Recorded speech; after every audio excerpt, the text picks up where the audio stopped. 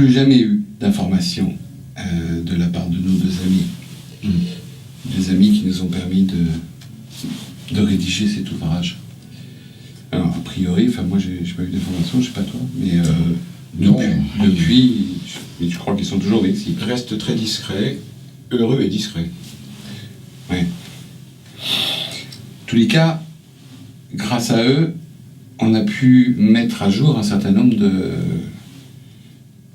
Comment on appellerait ça ? De méfaits, de complots. Mais c'est interdit, ça, le complot, aujourd'hui. Hein. Tu as vu ? Enfin, toujours est-il que... dans le livre, moi, je les ai appelés Rémi et Alexandra. Et, parce qu'ils sont français au départ. Ils sont français et ils sont des gens comme tout le monde. Des gens assujettis aux contingences de l'existence matérielle. C'est ça. En France. C'est ça. Je vais te dire pauvre. En réalité. Et bon, pour se sortir de ça, ils ont fait un peu comme tout le monde. Ils ont voulu prendre des crédits, quoi. Mais alors, ce qui est intéressant, c'est que très vite... Rémi, il a compris qu'il y avait un coup à faire avec ça. Un coup de génie, oui. C'est vrai que c'est une astuce à laquelle on ne penserait pas, évidemment, d'entrée, mais qui se révèle extrêmement efficace pour voler les voleurs. Pour voler les voleurs, c'est ça. En l'occurrence, les banques. Et là, on peut l'affirmer, parce qu'on a quand même pas mal enquêté sur la question. Et en fait, donc toutes ces sociétés de revolving, il en existe... des dizaines et des dizaines qui nous vendent de l'argent au prix fort. En fait, son idée étant sur 48 heures, d'aller chercher le maximum de ce qui est possible dans toutes ces banques de crédit, puisqu'elles ne sont pas reliées entre elles. Seulement, pour aller chercher cet argent, il faut le Graal. Il y a un seul élément qui permet d'obtenir cet argent. Il faut être riche, il faut gagner de l'argent. Quand on gagne de l'argent, on te prête de l'argent. Conformément au proverbe, on ne prête qu'aux riches. Exactement. Partant de ce principe, il était possible de paraître riche en falsifiant sa feuille d'impôt. Parce que, très curieusement, ça viendrait à l'esprit de personne d'augmenter ses revenus. Alors, ils vont mettre un zéro de plus, donc ils gagnent très bien leur vie, et ils vont donc présenter leur feuille d'impôt au gouvernement, qui va renvoyer donc l'imposition au mois de mai, là, je crois. Voilà. Évidemment, avec une grosse somme à payer mensuellement, qu'ils sont tout à fait incapables de payer, mais du coup, ils vont retourner au centre des impôts en disant « mais il y a une erreur, je me suis trompé, regardez, j'ai mis un zéro de trop, là, je ne sais pas ce qui m'est arrivé, c'est stupide, vraiment, c'est... » Désolant. On peut faire quelque chose. Ne vous inquiétez pas, monsieur. Ils sont sympas, les impôts. Vous inquiétez pas, on va vous leur faire tout de suite. Ils sont d'autant plus sympas, d'ailleurs, qu'ils savent très bien que tu ne pourras pas payer l'imposition qu'ils te réclament. Ben, bien sûr. Alors donc, ils refont la feuille immédiatement. Voilà, monsieur. Et vous inquiétez pas, voilà, maintenant, vous allez faire payer que ça, évidemment. Et du coup, il a 2 feuilles d'impôt. Parce qu'ils ne lui ont pas demandé la première. Donc, il se présente dans les banques avec la feuille d'impôt gonflée. Donc il est reçu comme un roi. Ah ouais. Je voudrais acheter une voiture d'occasion. Mais il n'y a pas de problème, monsieur. Vous voulez mettre combien ? Je sais pas, j'ai vu des occasions sympas autour des 20 000 euros. On peut aller jusqu'à 21 500. À l'époque, c'était comme ça. Là, ils ont baissé un peu, là, maintenant. Mais enfin, ça marche toujours. Et donc, ils s'utilisent 400 000 euros. À différents organismes bancaires de crédit revolving. Absolument. En l'espace de moins d'une semaine, parce qu'il faut faire vite quand même. Voilà, il a tout un stratagème pour partir et se réfugier au Mexique. Évidemment, le prix à payer, c'est qu'il ne reviendra pas en France. C'est clair. L'exil définitif. Voilà. Mais dans le même temps, il y a cette fameuse journaliste qui perd son frère. Qui lui aussi s'est surendetté, mais qui lui s'est suicidé. Comme la plupart. Oui, il y en a beaucoup, oui. Des gens de ce monde dont on parle régulièrement sur les infos. Mais ça n'a pas l'air d'émouvoir grand monde, parce que les choses ne changent pas beaucoup. Mais elle va faire une enquête. Son enquête va la conduire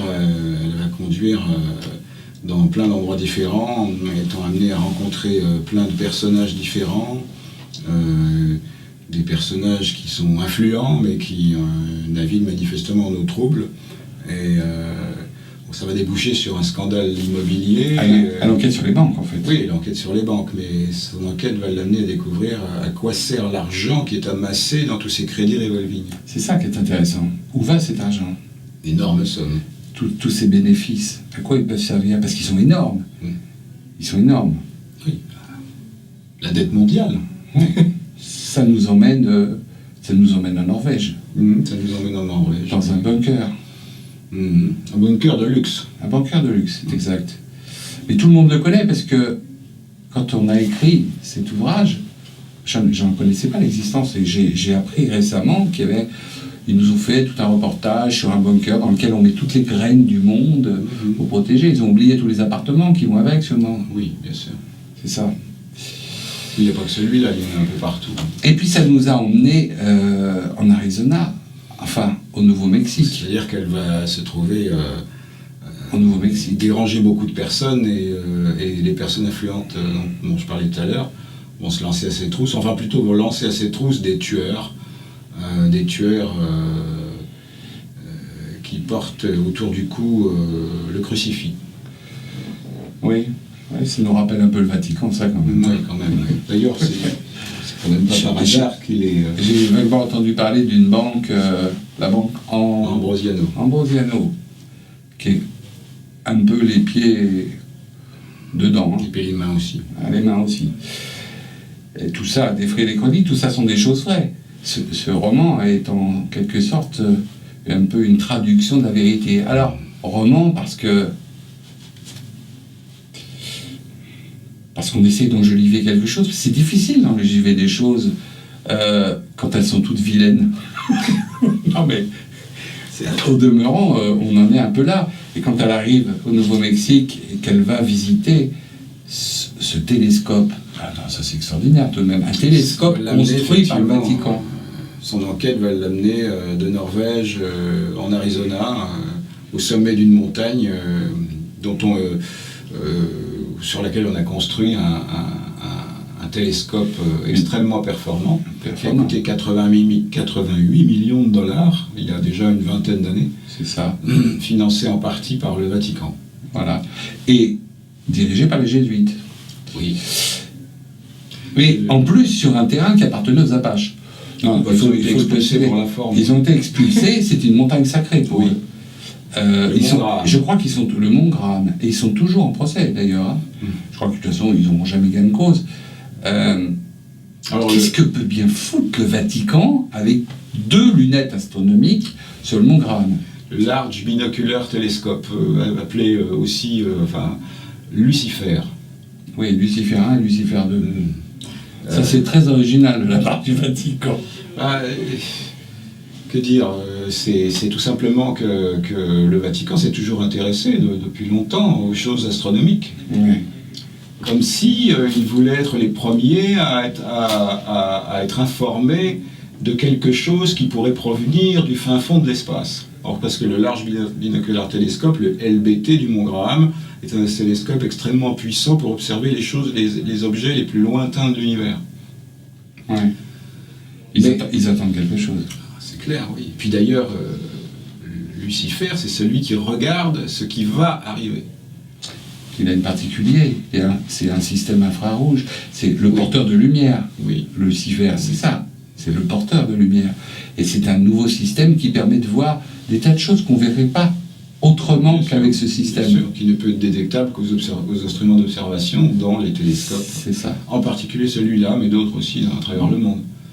Oui, c'est d'ailleurs les jésuites, lors d'une interview, qui disaient que, oui, ils observaient beaucoup d'allées et venues entre la Terre et d'autres. C'est d'une manière extrêmement... usuelle. Ouais, décontractée. Oui. Décontractée. Non, mais c'est sûr, c'est normal qu'il y ait des choses qui sortent, qui reviennent. Bah oui. Tout ça est parfaitement normal. Écoute, cet ouvrage nous a pris du temps, des enquêtes.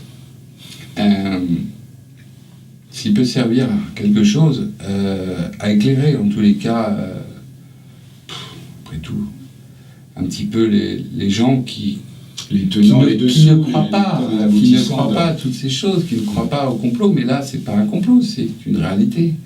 Toutes ces choses-là sont des réalités, elles sont vérifiables. C'est extrêmement facile.